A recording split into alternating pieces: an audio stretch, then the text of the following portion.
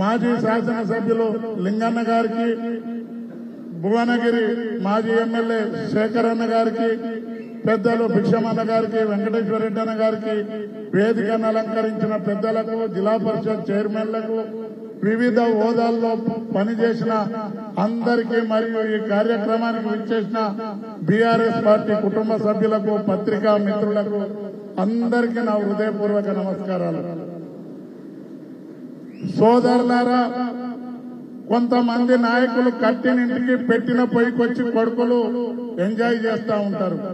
కానీ మన నాయకుడు సుదీర్ఘ పోరాటం చేసి తెలంగాణ రాష్ట్రాన్ని సాధించి తెలంగాణకు 2 సార్లు ముఖ్యమంత్రిగా ఉండి ఈ భారతదేశంలోనే అభివృద్ధి గాని, సంక్షేమం గాని, శాంతి భద్రతలు గాని, ఐటీ రంగం గాని ఒక భారతదేశానికి రోల్ మోడల్ గా తీర్చిదిద్ది 10 సంవత్సరాలు ఈ రాష్ట్రాన్ని సుభిక్షంగా ఉంచితే, ఈనాడు మొన్న జరిగిన అసెంబ్లీ ఎన్నికల్లో కాంగ్రెస్ పార్టీ కల్లబొల్లి మాటలు చెప్పి అధికారంలోకి వచ్చింది.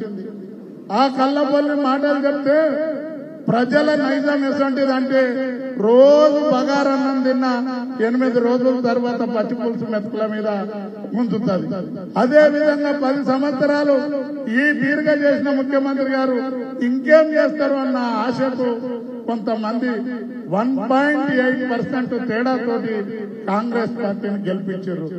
సోదరులారా, ఈనాడు కాంగ్రెస్ పార్టీని గెలిపిస్తే ఆ కాంగ్రెస్ పార్టీ బక్కజిక్కిన పులిలాగా ఉండి ఐడియాలజీని వదిలి, డిఎన్ఏని వదిలి పైసలకు ముఖ్యమంత్రి పదవిని అమ్మింది, పైసలకు మంత్రి పదవులు అమ్మింది.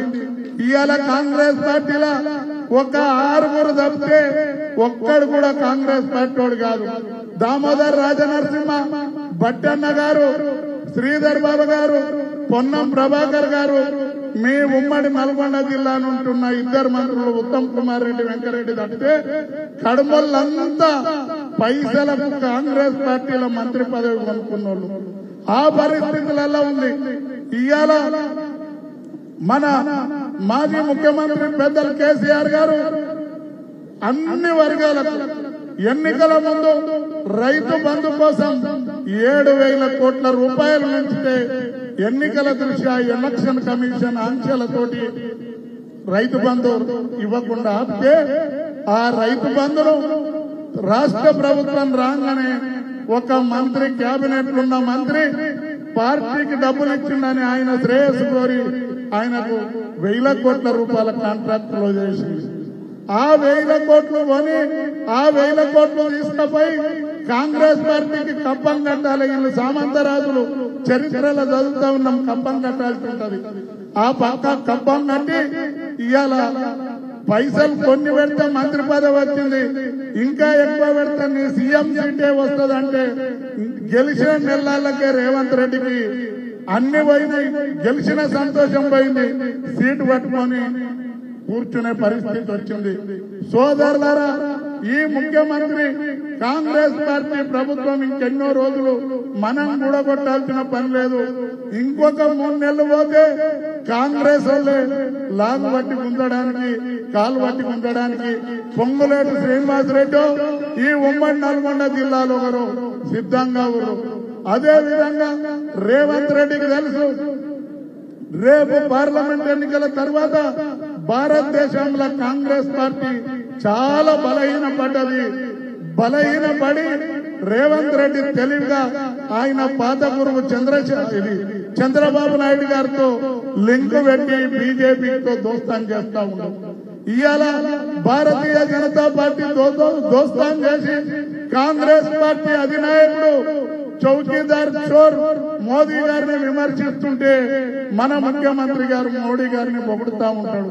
ఇవాళ మనకందరికి తెలుసు, పార్లమెంటు టికెట్లల్లో పూటకుల్లో మనోళ్ళు కొంతమంది అక్కడ పోతే ఆ పూటకుల్లో పని పట్టడానికి అన్ని ఓడిపోయే సీట్లు ఇచ్చిండు. కాంగ్రెస్ పార్టీకి ఇవాళ పార్లమెంట్ అభ్యర్థులను పెట్టుకునే అటువంటి సత్తా లేదు. కాబట్టి సోదరులారా, ఈ ఒక సెక్యులర్ భావాలు కలిగినటువంటి ఈ మన దేశం, మన రాష్ట్రం, మన ముఖ్యమంత్రి గారు ఈనాడు భారతీయ జనతా పార్టీ వాళ్ళు చెప్తారు పుల్వామా ఘటన అని చెప్పి ఒకసారి అధికారంలోకి, తర్వాత ఇప్పుడు రామ జన్మభూమిని చెప్పి ఇదొక అధికారంలోకి రావడానికి చేస్తారు. మనమందరం మన తాత ముత్తాతల నుండి కూడా దేవుళ్ళకు మొక్కే తెలుసు. ఉప్పలమ్మ గుళ్ళు కట్టుకున్నాం, సీతారాముల కళ్యాణం చెరువు గట్ల అయ్యేది, సిరిసన గట్ల కాడ అయ్యేది, భద్రాచలంలో అయ్యేది. బీజేపీ పుట్టి 30 సంవత్సరాలు కూడా కాలే, రాముడు మా పేటెంట్ అని చెప్తారు. మనం అందరం కూడా వాళ్ళని తిప్పికొట్టాలి. ఇవాళ సిగ్గుండాల వాళ్ళకి చెప్పడానికి మన భువనగిరి పార్లమెంటు నియోజకవర్గంలోనే యాదాద్రి టెంపుల్లో భారతదేశంలోనే కృష్ణశిలలతోటి కృష్ణదేవరాయలో, చాణుక్యులో, చోళులో కట్టిన విధంగా యాదాద్రి టెంపుల్ ను నిర్మించి ఈనాడు ఈయన కన్నా ఎక్కువ భక్తున్న బీజేపీ వాళ్ళని నేను మనవి చేస్తా ఉన్నా.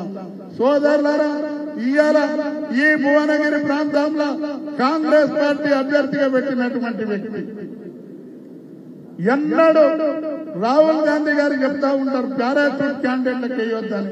మరి ఆయన పారాషూట్ కాకపోతే ఇక్కడ ఒక గోడకు గీత రాతలు రాసిండా, ఒక పేపర్ అంటేసిండా, ఒక కాంగ్రెస్ పార్టీలో పనిచేసిండా? మీరు ఒకసారి ఆలోచించాలి.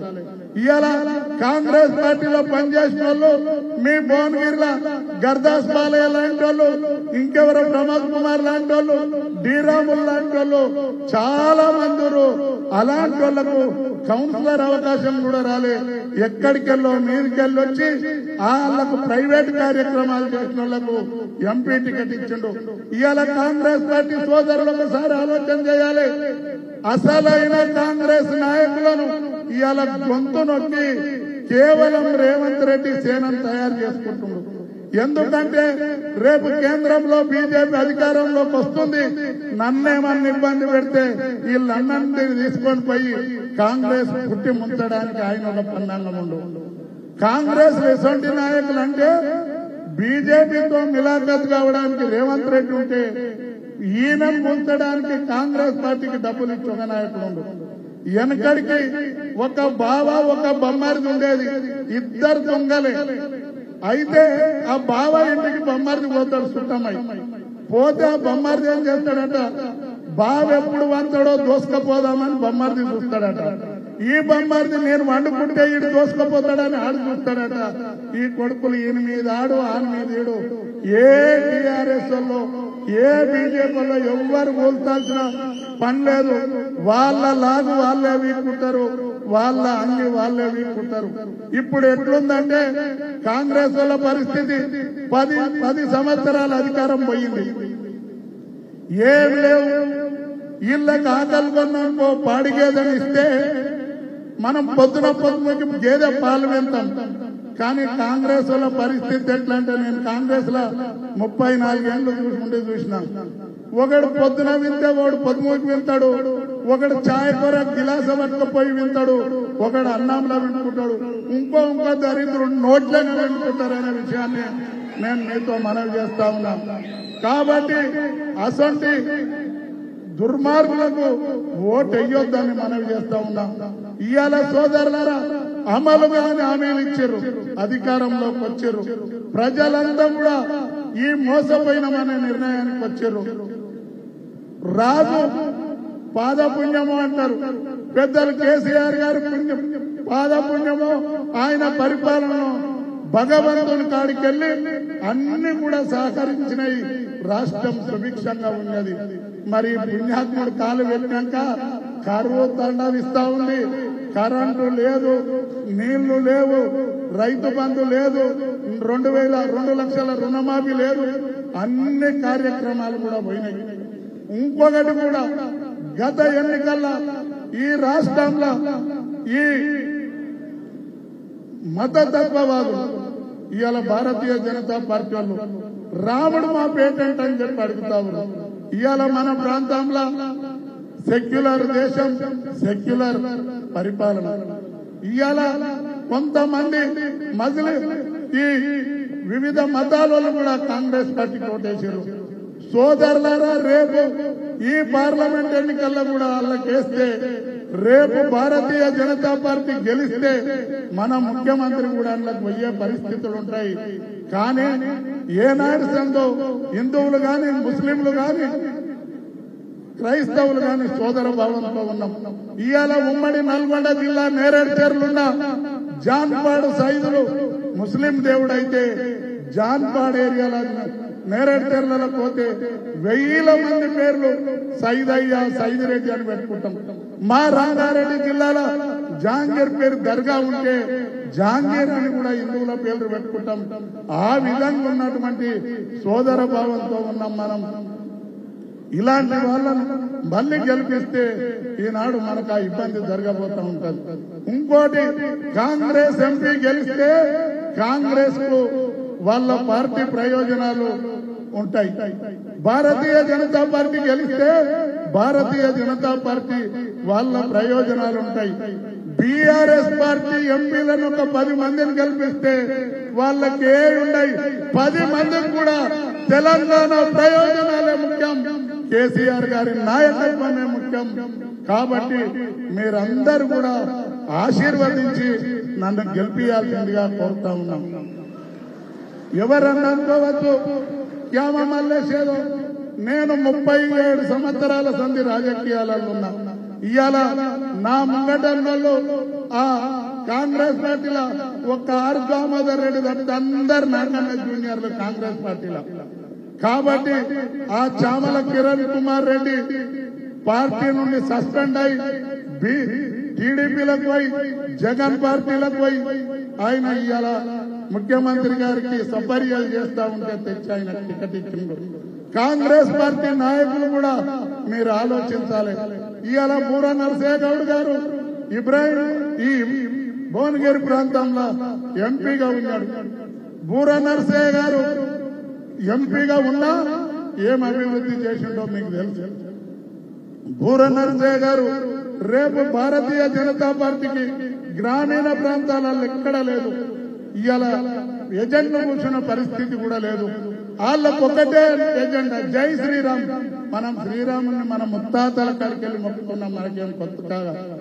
సోదరులారా, మన బీఆర్ఎస్ పార్టీ మీ నాయకులందరి కష్టంతో, మీ నాయకులందరి శ్రమతోటి, పెద్దల సూచనల మేరకు నన్ను గెలిపిస్తే నేను పారాషూట్ క్యాండిడేట్ కాదు, మీ భువనగిరి ప్రాంతం నుండి ఢిల్లీకి ఎగుమతి చేసే క్యాండిడేట్ అయితే అనే విషయాన్ని నేను మీతో మనవి చేస్తా ఉన్నా. నేనేదో మీదికెళ్ళి ఉండేటోని కాదు, నేను మీ మధ్య నుండి అన్న తమ్మి అని రోజుకు కొన్ని 1000 మందితో తిరిగే వ్యక్తిని, నేను మీ మధ్య ఉండే వ్యక్తిని.